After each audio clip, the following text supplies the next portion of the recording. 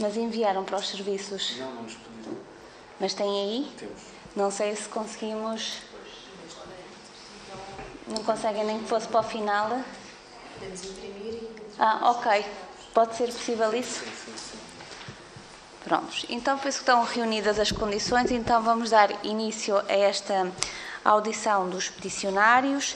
Cumprimento os peticionários aqui presentes, a primeira peticionária na pessoa de Joana Teixeira Silva, enquanto representante dos mais de 15.000 peticionários que até à data assinaram a petição agora em análise, e também aproveito para cumprimentar os representantes da Associação Portuguesa de Medicina Geral e Familiar, na pessoa de Nuno Jacinto, o Presidente da Direção, Paula Broeira, Vice-Presidente da Direção, e Mário Santos, Vogal da Direção.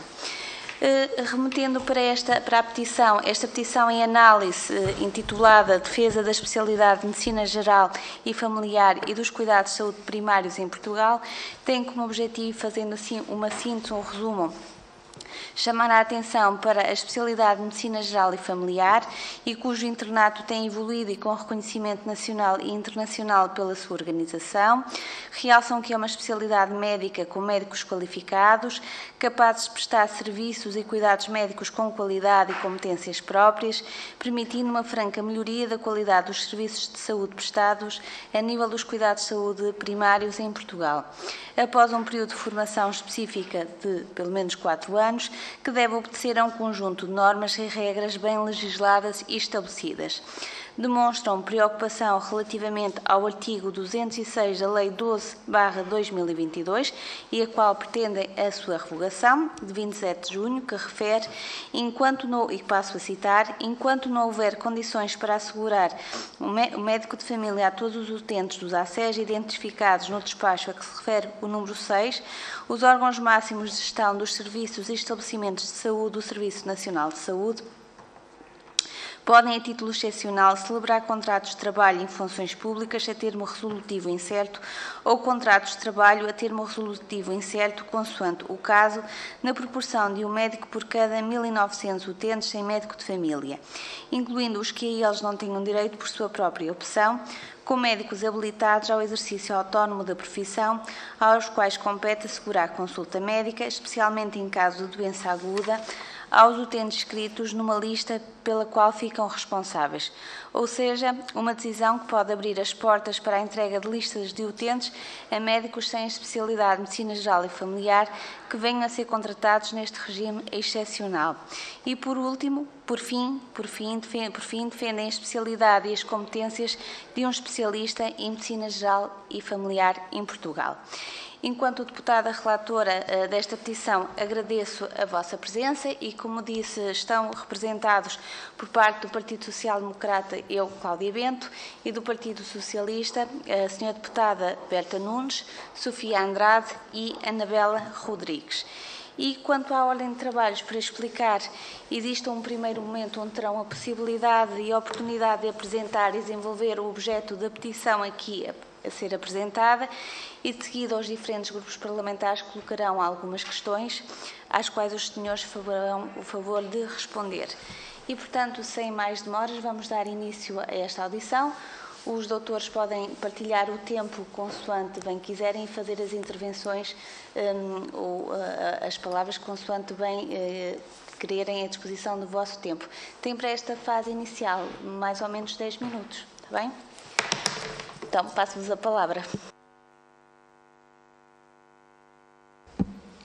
Então, boa tarde. Cumprimentar as senhoras deputadas, obviamente agradecer a oportunidade de discutirmos aqui esta petição. Esta petição, como foi dito, tem a subscrição de mais de 15.000 pessoas e teve como primeira peticionária a doutora Joana Silva, e esta petição nasce numa altura específica do ano passado, na altura da publicação da Lei do Orçamento de Estado de 2022, em que havia o tal artigo que foi referido, que todos nós, médicos de família, considerávamos que colocava em causa aquilo que eram as nossas funções e o nosso papel a nível dos cuidados primários, a nível dos cuidados prestados à população e a nível daquilo que é o nosso trabalho no Serviço Nacional de Saúde. Como está escrito no texto, a nossa especialidade, a Medicina Geral e Familiar, leva já mais de 4 décadas de história. É uma história de grande diferenciação e de grande evolução e de afirmação daquilo que é o papel do médico de família nesta base de cuidados que devem ser os cuidados de saúde primários naquilo que se quer um sistema e um Serviço Nacional de Saúde bem organizado e eficiente, e em que, obviamente, o especialista em Medicina Geral e Familiar, com esta formação específica, diferenciada e exigente, adquire as competências para o poder fazer e adquire competências únicas que lhe permitem acompanhar os seus utentes, a tal lista de utentes, em cada momento da sua vida, ao longo da sua vida, e são essas competências específicas que efetivamente nos diferenciam e que permitem ter estes cuidados de qualidade. Assumirmos que poderíamos ter outros médicos não especialistas em Medicina Geral e Familiar a fazer este seguimento seria obviamente um retrocesso, porque o que seria oferecido não seriam cuidados prestados por médicos de família, seriam outro tipo de cuidados, mas que obviamente não serviriam aquilo que eram os melhores interesses dos doentes. E no meio de tudo isto, também temos discutido muito e todos temos falado muito nos últimos tempos sobre a falta de médicos de família em Portugal, ou pelo menos a falta de médicos de família no Serviço Nacional de Saúde. Desde a altura da petição até agora, o número de utentes que não têm médico de família atribuído, que não têm equipa de saúde familiar atribuída, foi aumentando. Estamos já no 1.500.000, números redondos. E, portanto, sabemos também que andamos ali por volta dos 5.500 médicos de família em Portugal e que todos os anos formamos cerca de 500 recém-especialistas. E o grande problema que temos tido tem a ver, por um lado, com a dificuldade que temos em captar estes recém-especialistas. Quando eles acabam a sua especialidade, há uma percentagem significativa, superior a 30%, que acaba por não escolher vaga a nível do Serviço Nacional de Saúde e, portanto, acabamos por ter aí uma grande saída daquilo que são os colegas que fomos formando e que adquiriram as tais competências ao longo do seu internato. E depois também conseguir compensar aquilo que são as saídas dos colegas mais velhos, seja também porque estão desiludidos com aquilo que é o seu trabalho e saem por outras alternativas, seja também pelo pico de reformas que estamos a viver neste momento, que já era previsível.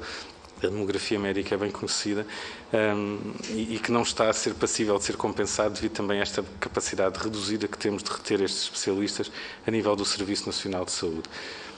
Para nós a aposta passa precisamente por aí, passa por manter a qualidade da formação, sermos sempre exigentes nesta qualidade de formação e não abdicarmos disso, não enverdarmos por uma solução de facilitismo, de tentar substituir os médicos de família só para dizer que estamos a oferecer algum tipo de cuidados médicos à população, porque a longo prazo e até no médio prazo as consequências seriam muito mais complicadas porque não estamos a oferecer uma verdadeira medicina de proximidade e de acompanhamento com a qualidade que todos nós desejamos e temos que para isso ser capazes de aproveitar o que fazemos, aproveitar aqueles colegas que formamos e os colegas especialistas em Medicina Geral e Familiar que temos em Portugal. Para isso temos que trabalhar aqui em várias vertentes. Obviamente que há um conjunto de fatores que não se muda de um dia para o outro, mas há alguns que nos parecem transversais e que precisam de ser trabalhados e que têm que ser trabalhados por todos, pelo Governo, pelos partidos, pelos sindicatos, pelas associações, para que possamos ter mais colegas a fazer estas funções e a fazer as funções para as quais foram treinados. O primeiro ponto que eu salientava é, obviamente, a questão salarial, que já tem sido muito debatida e, portanto, é incontornável. A remuneração digna e adequada para aquilo que são as nossas funções tem que ser uma constante e não pode existir, por exemplo, como existe no caso dos médicos de família, a disparidade que foi criada nos últimos anos entre aquilo que são os profissionais que trabalham nas OSFs modelo B e os que trabalham nas OSFs A ou CSP, sendo que aqui a nossa meta é nivelar por cima e, portanto, não é nivelar por baixo, retirando aquilo que de bom foi conquistado no modelo B, mas sim permitindo que todos consigam atingir esse patamar de uma remuneração mais digna e mais atrativa. E depois passa também por coisas que são importantes e que não estão diretamente relacionadas com a questão salarial. A parte da carreira médica, a parte da flexibilidade e autonomia das próprias equipas, dos próprios agrupamentos de centros de saúde, seja no que toca a horários, organização interna, capacidade de resposta às suas pretensões naquilo que é a carteira básica de serviços que vão contratualizando, ou mesmo na carteira adicional, e nós temos cada vez mais a noção de que tudo isto é muito rígido, muito pouco maleável e acaba também por afastar colegas por este motivo. A questão das condições de trabalho propriamente ditas a nível de instalações, sim, mas não só de instalações, mas de equipamentos, de redes informáticas adequadas, de sistemas de informação que comuniquem e que permitam alcançar o tal processo único do utente que há muito tempo todos todos desejamos e depois, obviamente, que tudo isto se traduza em algo que nós sentimos faltar nos últimos tempos e que sentimos faltar já há muito tempo, que é a questão da valorização e do respeito por aquilo que é o nosso trabalho. Nós falamos muito dos médicos de família e dos cuidados de saúde primários, mas sentimos no terreno que acabamos por estar muito esquecidos no meio de muita coisa, muitas medidas, numa visão muitas vezes focada no hospital e que os cuidados primários são lembrados apenas quando alguma coisa corre mal e quando é preciso ir resolver ou apagar algum fogo, desculpem a expressão, como aconteceu durante a pandemia, como acontece agora durante as urgências. Temos que começar a construir a casa pela base, e a base somos nós e não pelo telhado, e é nesse sentido que vai esta petição, que mais uma vez reforço, salienta a questão da formação, da exigência da formação que tem um médico de família hoje em Portugal, da qualidade do seu trabalho e da necessidade de serem estes médicos de família a fazer o acompanhamento nos cuidados de saúde primários. Muito obrigada, Dr. Nuno Jacinto. Não sei se mais alguém quer fazer alguma intervenção. Ok, então passo de seguida aos senhores deputados. Passo a palavra então à senhora deputada Berta Nunes para a sua intervenção.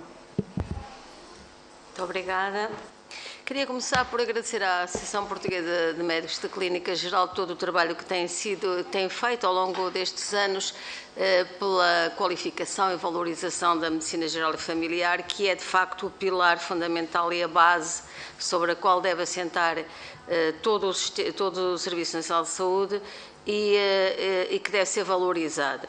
É verdade que ao longo dos tempos, mesmo na opinião pública, os cuidados primários de saúde são um parente pobre.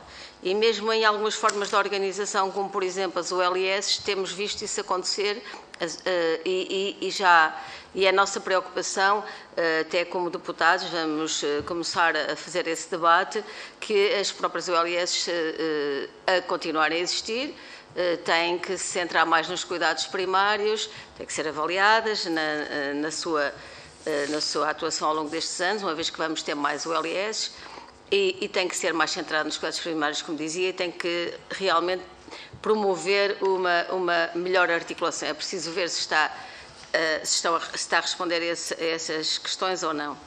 Por outro lado, algumas coisas que foram ditas aqui, o próprio Governo e este gabinete e o gabinete atual do Ministro da Saúde, e já anteriormente, têm essas preocupações, tanto em relação, por exemplo, à questão salarial. Está a haver atualmente negociações com os sindicatos, mas não está só a haver negociações com os sindicatos, como há já uma vontade escrita e dita de alargar as OSFs tipo B, permitir que todos as OSFs tipo A e aquelas que ainda não são OSFs, os clínicos se possam organizar e poderem ter acesso sem uma restrição que é um bocado arbitrária em função do dinheiro que existe a OSF tipo B. Também isso acompanhamos o trabalho que tem sido feito pela CFAN, as recomendações atuais e todo o debate que tem existido, e consideramos que é preciso neste momento um novo impulso de reforma do sistema do Serviço Nacional de Saúde, em particular dos cuidados primários, que é o tema que hoje estamos aqui a tratar, revisitando as OSFs tipo B, melhorando eventualmente alguns aspectos e podendo alargar o acesso de mais médicos a OSFs tipo B. Eu penso que isso é consensual, o Governo também já apresentou isso como um objetivo, mesmo no programa do Governo, e penso que é por aí que temos que ir e iremos. Em relação a essa organização OSF tipo B também dá maior flexibilidade, maior autonomia e também, principalmente, também uma valorização dos profissionais e uma avaliação da equipe pelos resultados e pela contratualização que fazem para obter determinado tipo de resultados que são desejados, não é? Depois temos também, e foi aqui dito, que é preciso melhorar as instalações, melhorar os equipamentos. Penso que vocês saberão tão bem como eu que no PRR há vários milhões mesmo para melhorar instalações. Há uma verba significativa para melhorar todo o sistema informático e torná-lo mais ágil, mais interativo e também ao serviço dos próprios cidadãos, e espero que essa também reforma, de uma certa maneira, todo o sistema de informação tenha sucesso, porque sabemos que isso é muito importante para os cuidados que são dados, e também mais equipamentos, principalmente equipamentos que possam tornar as equipes de saúde dos cuidados primários mais resolutivas e não obrigar os doentes a ir ao hospital. Estamos a falar de radiologia, teleradiologia, alguns equipamentos de análises clínicas, etc., espirometria, ou seja, aparelhos espirómetros, enfim, vários tipos de equipamentos simples que podem melhorar a capacidade de resolver problemas. Agora, nós estamos perfeitamente de acordo que um médico não especialista não pode ser responsável por uma lista. Mas quero colocar uma questão que é, apesar de tudo, há médicos não especialistas que estão em algumas equipes de cuidados primários. Na vossa prática, como é que eles estão a ser incluídos? Há alguma forma, apesar de tudo, de os incluir e neste momento, embora tenham que se encontrar outras soluções, e essas soluções também já estão a ser avançadas, para dar médico de família a todos os portugueses, porque isso é mesmo um objetivo muito, muito importante. Apesar de tudo, consideram que pode haver algum espaço para médicos nas equipes de cuidados primários destes médicos em locais onde não é possível médicos de família? De que forma é que vocês pensam que isso é possível? Ou acham que é de todo impossível e que tem que se encontrar outras soluções? Essa é a questão. Obrigada, Sra. Deputada Berta Nunes. Penso que do Partido Socialista mais ninguém quer fazer nenhuma intervenção. Então, enquanto deputada relatora em representação do Grupo Parlamentar do Partido Social Democrata, vou fazer a minha intervenção. Agradeço a exposição efetuada e as preocupações aqui trazidas. Deixo uma palavra de agradecimento a todos os profissionais de saúde pelo trabalho e, em especial, aos médicos de Medicina Geral e Familiar, porque é o que esta petição trata, os quais são fundamentais como porta de entrada, como porta de acesso ao Serviço Nacional de Saúde. E gostaria de deixar as seguintes questões. Exercer medicina com qualidade nos cuidados de saúde primários e nas unidades de saúde requer conhecimentos médicos sólidos, experiência específica para lidar com todos os problemas de saúde, muitos deles complexos, dos utentes, de modo abrangente, holístico e continuado. E, portanto, a primeira questão que aqui deixo é se consideram que a contratação de médicos sem especialidade de medicina geral e familiar, embora de forma transitória e excepcional, pode ou não comprometer a qualidade e o tipo de cuidados de saúde a prestar. Consideram que a medida pode agudizar a situação de desigualdade dos utentes que não têm médico de família e se consideram que a qualidade dos cuidados pode estar comprometida. Quais são as medidas que consideram que devem ser criadas e aplicadas no imediato para que cada português possa ter um médico de família? E como é que se podem combater as assimetrias existentes a nível regional? Havia 1.300.000 portugueses sem médico de família, sabe-se que esse número é de 1.500.000 portugueses sem médico de família, o qual se encontra em cumprimento da Constituição, que obriga o Governo a garantir o acesso de todos os portugueses aos cuidados de saúde. Uma questão também gostaria de deixar, e que muitas vezes tem-se conhecimento, é durante a formação dos internos em Medicina Geral e Familiar, muitos deles, ao acabarem a sua formação, gostariam de ficar até nesses centros de saúde, mas há o concurso, as pessoas que têm nota superior, por vezes, tiram-lhe essas vagas, os colegas não conseguem lá ficar, e passado algum tempo essas pessoas que ficaram nesses próprios centros de saúde, passado algum tempo são convidados para integrar a unidade de saúde familiar ou para trabalhar em outras instituições e essas vagas ficam a descoberto. E, portanto, se consideram que a autonomia de contratação dos ACES poderia mitigar e resolver este problema, de certa maneira, sobretudo em locais do interior, em que já é difícil os internos irem para lá, mas muitas vezes fazem a sua formação, criam laços, querem lá ficar, mas depois não conseguem. É importante a valorização da carreira médica, já aqui foi explanado pelo Dr. Nuno Jacinto, e quais os pontos que consideram que devem ser valorizados e ajustados, e quais os motivos pelos quais muitos médicos ou internos de Medicina Geral e Familiar optam por sair do Serviço Nacional de Saúde e outros nem sequer escolhem estas vagas. O que é que consideram que são os reais motivos para que esta situação ocorra? E são estas as questões que gostaria de deixar e passo então de seguida a palavra. Não sei quem é que vai iniciar a intervenção, é a doutora Paula Broeiro? Muito bem, então. Muito obrigada por nos receberem mais uma vez. Se calhar eu falo porque trabalho em Lisboa e Lisboa e Val do Tejo, apesar de não ser interior, é das piores zonas em falta de médicos de família. O que nos traz cá hoje foi revogado, portanto, mas é uma oportunidade para continuarmos a discutir esta questão que tem a ver com a atribuição de um médico de família a cada português, que é uma expectativa que eu creio que num futuro de mais de 30 anos não vai ser tangível. Isto porquê? Porque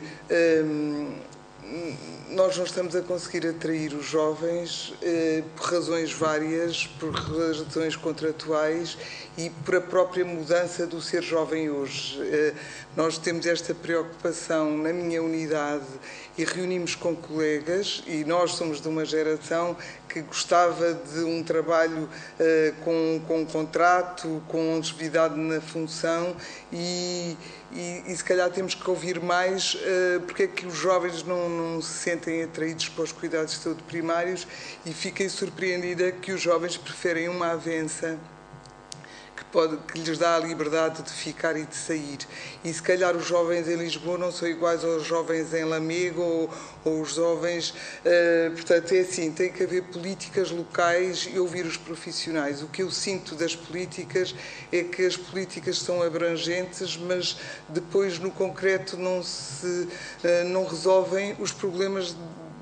Se calhar o que existe em Lisboa não é o mesmo problema que existe no Norte ou no Alentejo, e portanto o que está a faltar não é envolver as autarquias, porque eu fui à inauguração de uma unidade e estava o Presidente da Câmara Municipal de Lisboa a apresentar a estrutura organizacional, estava o Sr. Presidente da Junta de Freguesia muito contente com o edifício novo, não temos ninguém lá, não é? Os profissionais são os mesmos. E se calhar é falar da vantagem, da importância do ser médico de família, mas uma das coisas que eu sinto, e não sei se os meus colegas sentem, é que há uma falta de visão estratégica de futuro e de concertação dos vários partidos unirem-se em vez de se dividirem naquilo que é a resolução dos problemas das pessoas. E os cuidados, assim, nós médicos de família diferenciamos, somos hoje o que não éramos há 30 ou 40 anos, mas as outras profissões de saúde também. E portanto, as políticas, os cuidados são cada vez mais complexos, e estarmos a dizer vamos atribuir um médico de família a cada português, com os movimentos migratórios, nós estamos com dificuldade em conseguir concretizar isto. Portanto, eu creio que tem que envolver as profissões de saúde nas políticas, e que não está a acontecer. Nós somos chamados, mas nunca somos envolvidos. O modelo SFB é excelente em sítios em que não há carência de profissionais. Em sítios como Lisboa e Val do Tejo tem sido um servidor de recursos, porque obviamente tanto médicos como enfermeiros como secretários clínicos desejam trabalhar numa USFB. O que acontece é que se a manta é curta e vão para o USFB, os restantes ficam totalmente desprotegidos, e isto não pode acontecer. Eu percebo a questão de nós termos médicos outros médicos que não são especialistas de medicina geral e familiar, que podem ampliar os cuidados, mas não é igual. E na altura da doutora Marta Temido, e disto foi explícita o que se pretendia fazer, hoje não é explícita, é implícita, são as empresas que têm estes colegas que não são especialistas, agora os batas brancas. Portanto, mantemos uma política que não valoriza o ser médico de família especialista. Isto é, neste momento, em Lisboa e Val do Tejo, a semana passada andei a ligar a uns colegas, os nossos colegas especialistas já preferem ir trabalhar para a empresa do que ficar no Serviço Nacional de Saúde. Portanto, nós temos que os ouvir, com o risco de não conseguir cumprir uma meta de um médico de família para todos. Portanto, eu creio que o Nuno já disse que era a questão da autonomia das equipas e dos locais, e não tanto centrado nas políticas. As políticas, sem envolver os profissionais, só está a fazer com que saiam. E estamos num ambiente difícil, porque por um lado as ULS, são as ARS que estão a findar,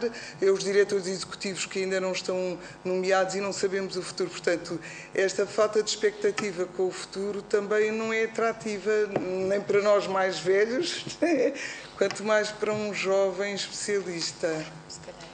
Não sei, está aqui a única jovem.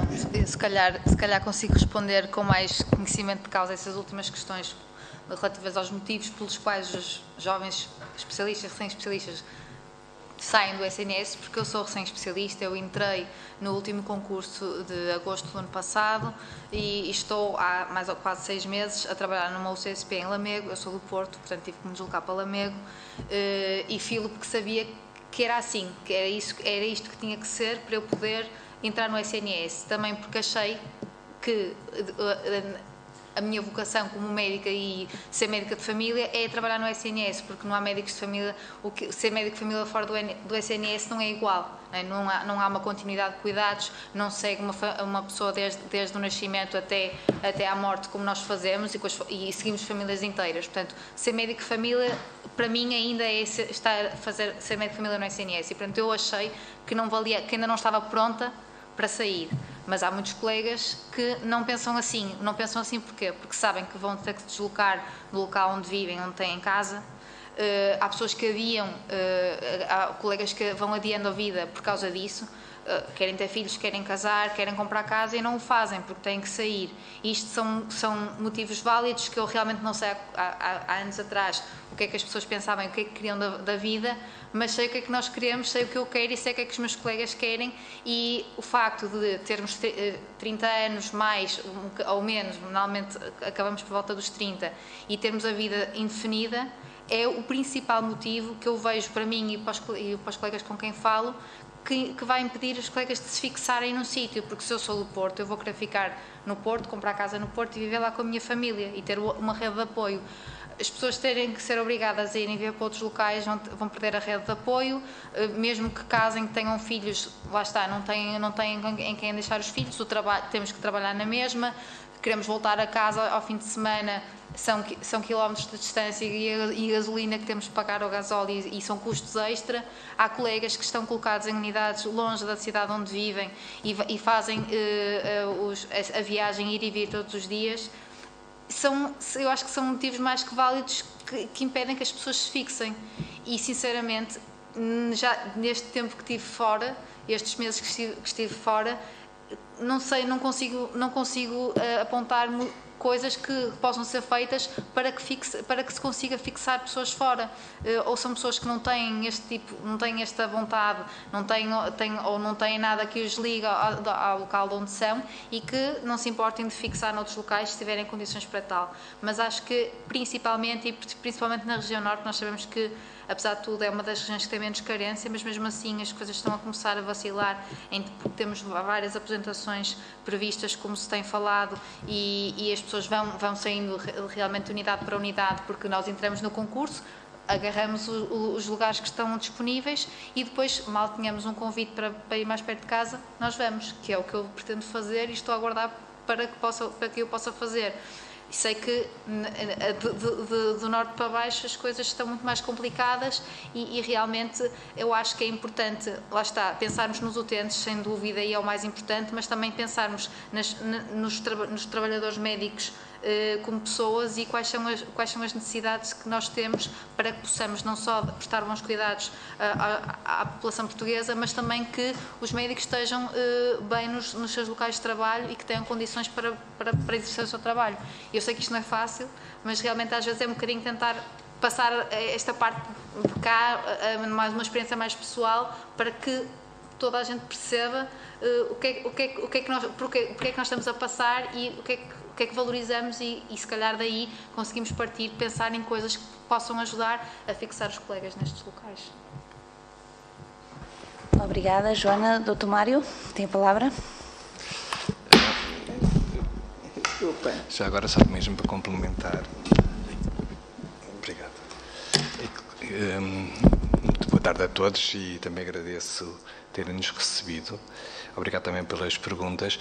Só talvez complementar um ou outro ponto que foi deixado aqui pelos meus colegas. Antes de mais, dizer-vos que eu acho que se calhar, ou porventura, o que mais está na base deste desencanto em relação à medicina geral familiar, provavelmente tem a ver com esta ideia que já foi expressa pela doutora Berta Nunes, de que os cuidados de saúde primários e a medicina geral familiar não são, de facto, são um parente pobre do Serviço Nacional de Saúde. E não quer dizer que não tenhamos, nos últimos 40 anos, progredido bastante. Se olharmos para trás, desde a formação da carreira, em 1983, com a especialidade, acho que já trilhámos muito caminho. Mas temos a sensação, neste momento, estamos a dar alguns passos atrás. E que aquela ideia que nos acalentou a todos, termos escolhido a medicina geral familiar como uma especialidade de futuro, a base, não é? Todo o solo, digamos assim, onde o Serviço Nacional de Saúde deve assentar, tudo isto, digamos assim, se está a desvanecer. E o que nós sentimos no nosso dia-a-dia é um certo, de facto, desencanto de um sonho, não é? Que todos nós temos em relação a uma estrutura de Serviço Nacional de Saúde que está exatamente com uma pirâmide invertida, não é? E continuamos, isto é um diagnóstico feito há tanto tempo, não é? Um Serviço Nacional de Saúde essencialmente hospitalocêntrico, onde tudo, digamos assim, é valorizado, é no hospital e, naturalmente, quem escolhe esta especialidade sente-se defraudado muitas vezes porque vai atrás de uma promessa, digamos assim, já uma ladainha, que já ninguém dá muita atenção. Bem, agora, em relação aos aspectos que foram aqui focados, talvez só salientar aqui 2 ou 3. Um deles não é só nas infraestruturas e nos recursos humanos que devemos investir, é também nos desenvolvimentos das equipas e dos profissionais. E também das próprias instituições, não é? Porque de facto estamos a mudar um paradigma em termos do que vai ser o Serviço Nacional de Saúde no futuro, quer dizer, o envelhecimento da população, vamos ter de facto uma população bastante idosa, a complexidade dos problemas resultantes exatamente disso. E isso tudo vai cair naturalmente em primeira abordagem a nível dos cuidados de saúde primários. Daí a importância também, e como está a ver, dos cuidados paliativos, mais uma vez, digamos assim, estarem alocados aos cuidados primários, mas o que nós sentimos é que não há realmente uma visão deste ponto de vista.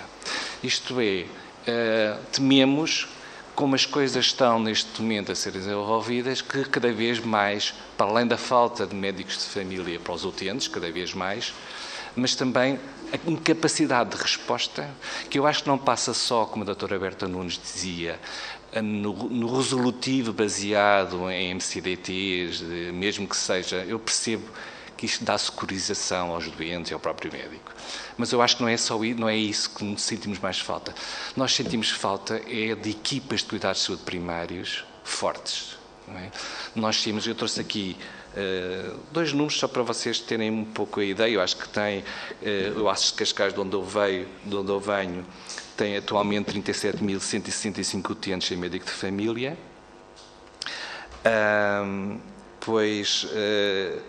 Portanto, era necessário 22 médicos de família.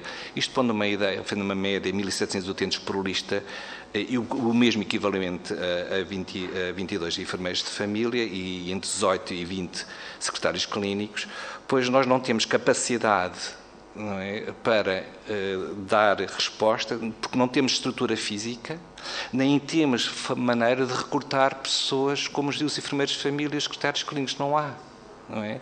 E, portanto, qual estímulo é que tem o colega que vai ficar no ACES quando não, ele próprio, isto eu não estou a falar de fisioterapeutas, nutricionistas, não é? Falamos tantas vezes de mudança de comportamento. O que é que podem esperar numa mudança de comportamento baseado em listas de 1800 e 1900? Não há capacidade de resposta. Pronto.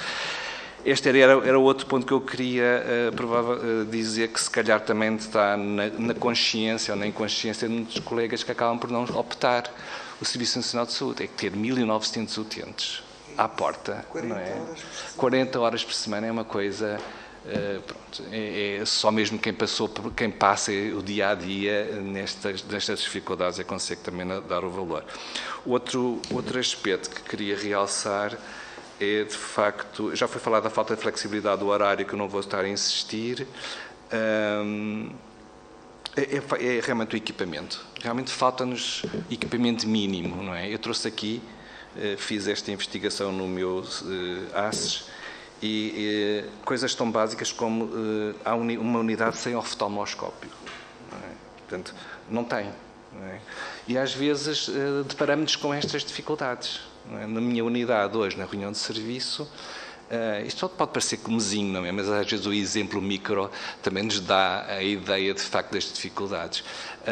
Não há uma janela que anda para ser consertada há meses, não é? E apesar, quer dizer, coisas tão simples e que muitas vezes criam desmotivação dos profissionais que não vou falar naturalmente das questões remuneratórias, pronto, tudo isso obviamente conta e toda a parte relativamente às ambições familiares. Os colegas terminam com 30 anos o internato, não é? Não se pode esperar pessoas com constituição de família ou início de constituição de família que andem de um lado para o outro consoante, digamos assim, as conveniências muitas vezes dos serviços. Obrigada. Não sei se o Dr. Nuno Jacinto, agradeço, já ultrapassamos um bocadinho o tempo, mas dou-lhe a palavra. Sendo muito breve, acho que ficaram só aqui uns pontos por responder das perguntas que nos fizeram relativamente às questões relacionadas com os colegas sem a especialidade de Medicina Geral e Familiar. Primeiro ponto, colocar colegas sem a especialidade de Medicina Geral e Familiar sozinhos a cuidar de uma lista de utentes de forma autónoma, sem apoio, sem supervisão, é comprometer a qualidade dos cuidados prestados, é contribuir para um retrocesso, é iludir-nos a nós e, sobretudo, iludir os utentes, é achar que têm um acompanhamento médico de qualidade que não estão a ter. Não porque os colegas não tenham qualidade naquilo que fazem, mas porque não têm as competências que se adquirem ao longo do internato de Medicina Geral e Familiar que os permita cumprir esta tarefa. Isto é válido. Isto é válido para a MGF, como é válido para outra especialidade qualquer. Pode haver um papel para estes colegas nas equipas, desde corretamente integrados, supervisionados, trabalhando em equipa, com tarefas adequadas ao seu perfil profissional e à sua diferenciação, mas não podem ter uma lista de utentes atribuída de forma autónoma. A outra questão, relativamente aqui mais aos equipamentos até, é verdade que os equipamentos são importantes, é verdade que o PRR contempla a aquisição de diversos equipamentos, mas, novamente, os profissionais não foram ouvidos neste processo. Isso é um problema complicado. Não foi perguntado às unidades o que é que lhes fazia falta neste momento. Foi definido que é isto que faz falta. Por exemplo, na minha ARS foi definido que são equipamentos para determinação da proteína C reativa. Não me foi perguntado se é isto que me faz falta. Eu, neste momento, não tenho betadine, desculpe o nome comercial.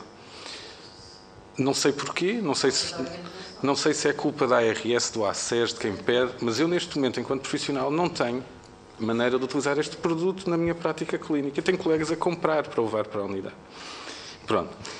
E, portanto, quando me dizem vamos ter uma máquina de proteína C reativa, mais engraçado, vamos ter uma máquina por centro de saúde. O centro de saúde de Évora, onde eu trabalho, tem 6 unidades funcionais. E o que está previsto para a aquisição no PRR é uma máquina por centro de saúde. O que nós questionamos é que utilidade é que isto vai ter para as nossas unidades.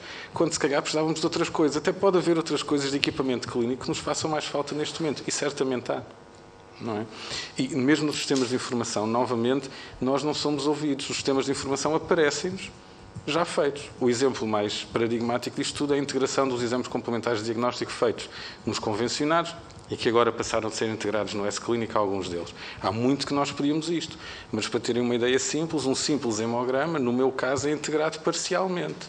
Eu tenho a série vermelha, a série branca só tenho os leucócitos, não tenho mais nada e por ali abaixo fica vazio. Que sentido é que isto faz?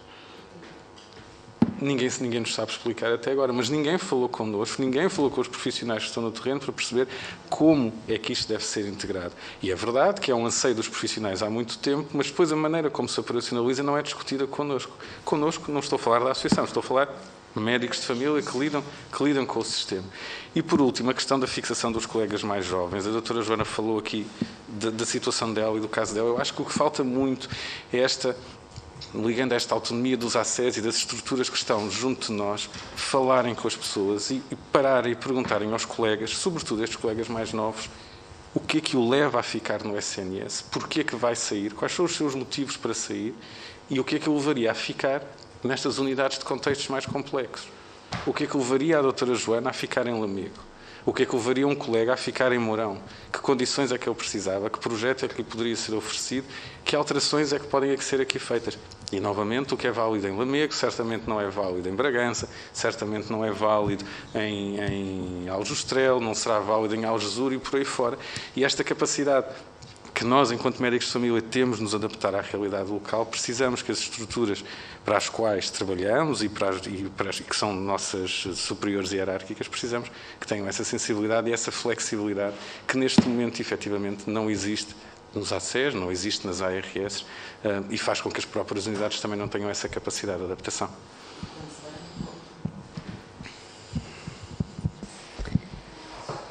Não sei se mais alguém quer acrescentar ou fazer alguma questão.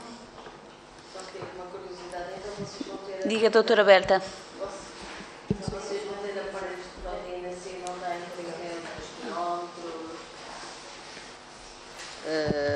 Espirómetros, ou possibilidade de fazer um mapa, ou até um raio-x simples, que é muito útil às vezes, eletrocardiograma, eletrocardiógrafo neste caso. Não tem nada disso e vão ter um aparelho de proteína C. Desculpem, mas vocês deviam... Bem, nada. E já agora, para concluir, também é uma curiosidade. Lá em cima, alguns centros de saúde foram financiados com dinheiros dos países nórdicos. Não sei se era da Finlândia, se da Suécia, não sei precisar, da Noruega. E esses centros de saúde eram realmente verdadeiros centros de saúde. Porquê? Porque tinham esses aparelhos que dava a fazer pequenos diagnósticos, tinham exames laboratoriais, tinham também equipas de dentista, podologista, ia lá outros médicos de alguma especialidade fazer o apoio e também tinham internamento. E a verdade é que isso foi descontinuado ao longo dos tempos e foi desmantelado. E já agora gostaria de saber a vossa opinião, se acham que esses cuidados deveriam retornar, esses tipos de cuidados de saúde primários deveriam voltar ao nosso país.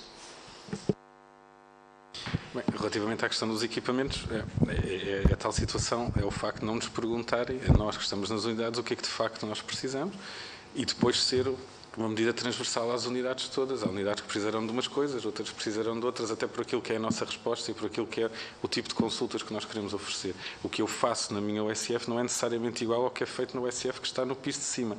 E se, em algum caso, o aparelho de PCR pode ser muito útil, noutros, se calhar, não será tanto. Ou melhor, não quer dizer que ele não seja útil. Se calhar temos outras coisas que seriam ainda mais úteis e que neste momento ainda não conseguimos ter e que já pedimos há muito tempo. Claro que depois isto tem muito a ver com a organização dos serviços, dificuldade de comunicação, coisas muito anquilosadas, difíceis, por vezes não sabemos com quem falar, mas o que é facto é que não há ninguém que nos diga o que é que vocês precisam neste momento, o que é que vos faz mais falta nesta altura. Nós não temos um orçamento ilimitado e, portanto, sabemos que ele tem que ser gerido.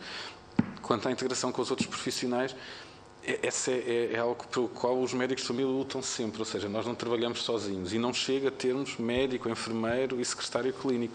Se nós tivermos assistentes sociais, nutricionistas, psicólogos, terapeutas da fala, higienistas orais, enfim, podíamos estar aqui a desfiar um rol de profissões da saúde, certamente o nosso trabalho seria muito mais facilitado e a resposta que daríamos aos utentes era muito melhor. Se eu preciso de enviar um utente que tem uma cárie dentária e não tem capacidade de pagar um tratamento dentário no privado, para a consulta de estomatologia no hospital, quando poderia ser resolvido nos cuidados primários por outros profissionais também igualmente habilitados, se calhar alguma coisa aqui está mal, não é? Se eu não tenho um apoio de nutrição para um diabético e espero que ele mude comportamentos só na minha consulta de 15 minutos de 6 em 6 meses, se calhar estamos a apostar de forma errada na prevenção e estamos novamente a olhar para o local que não devíamos estar a olhar. Agora só Mário? A questão que levanta é muito pertinente. Eu diria, à semelhança de outros aspectos também já foram aqui focados, depende da localização onde a unidade estiver. Porventura, em Ourique, no Alentejo, provavelmente, aliás, eu quando lá fui há uns anos existia internamento, não é? Porque, de facto, em situações de descompensação aguda, se calhar justifica-se, porque é uma unidade de saúde, apesar dos cuidados primários, fica muito distante do hospital. Mas todo o equipamento, todos os recursos de apoio no centro de saúde, no hospital, têm que ser, obviamente, interpretados numa lógica de geografia. Não faz sentido a minha unidade, que tem o Hospital de Cascais a tão pouco quilómetros de distância, que tenha um equipamento que o Ourique provavelmente terá, não é? O mesmo se passa dos recursos humanos e aí provavelmente as unidades locais de saúde teriam um papel importante a dizer, não é? Reforçando o papel dos cuidados de saúde primários, como a doutora Berta estava a dizer, não é? Não faz sentido nenhum as unidades de saúde dos cuidados de saúde primário serem, digamos assim, um parente pobre dentro de uma organização muitas vezes subutilizada e aproveitada de uma forma que não nos parece ser muito digna para os cuidados que prestamos. Muito obrigada. Sim, um bocadinho, sim, diga. Em relação às unidades locais de saúde, há um dos aspectos que, para além desta subalternização dos cuidados de saúde primários, tem a ver também com o modelo de contratualização. Que assim, o modelo de contratualização deveria ser coerente nos cuidados de saúde primários e nos secundários, e neste momento são concorrenciais para nós, tem a ver com a vigilância e a doença crónica programada e tem a ver com atos, portanto, algo tem que mudar mesmo a questão da contratualização. Obrigada. Embora estas últimas perguntas tenham fugido um bocadinho ao âmbito da petição, foram perguntas e respostas muito interessantes, com o objetivo de melhorar os cuidados prestados. Agradeço os esclarecimentos. Enquanto deputada relatora, incumbe fazer um relatório, que depois será enviado um relatório final do que foi aqui discutido, que será enviado para os diferentes grupos parlamentares, para cada um possa tomar as respectivas medidas ou iniciativas legislativas ou medidas que considerem oportunos e, atendendo ao número de peticionários, esta petição será apreciada em plenário e depois será-vos indicado a data desse agendamento para quando será a apreciação. Mais uma vez, obrigado pela vossa presença e pelos esclarecimentos. Uma boa tarde a todos.